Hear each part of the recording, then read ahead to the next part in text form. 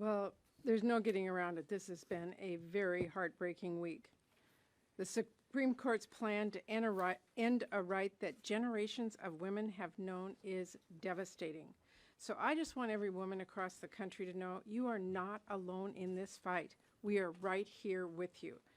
And although I'm heartbroken, I'm also furious. I'm furious at the conservatives on the Supreme Court for being so cruel. I'm furious at Republican lawmakers in states across this country who are passing extreme abortion laws and creating a health care crisis in their states and in their neighboring states.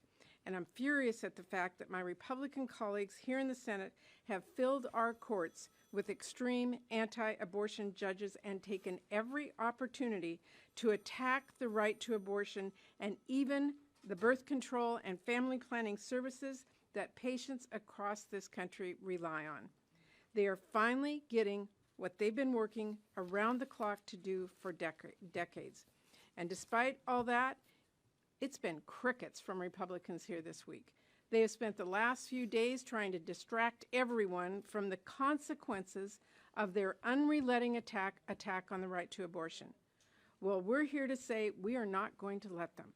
We may very soon live in a country without Roe, a country where women are forced to remain pregnant and give birth when they don't want to, no matter their personal circumstance.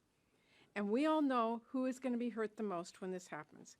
It is not the rich women who can catch a plane and get the time off and find the money to get an abortion somewhere else. It is the women who are already facing huge challenges and barriers getting health care. We're talking about long-standing inequities in our healthcare system, things like racism and sexism and ableism.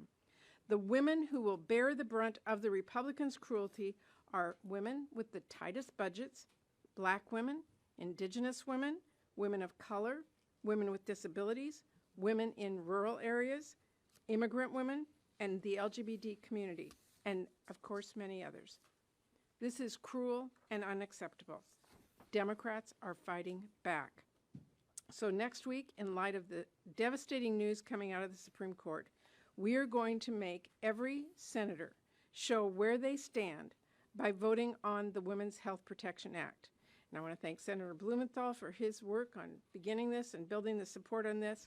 And I want everyone to know I'm not going to stop fighting or speaking up. And when November comes, Americans everywhere need to make their voices heard by sending more pro-choice voices to the Senate and to the House so we can get this done. Abortion rights are on the line, and so are women's lives. Thank you. Thank you, Patty. Next, we have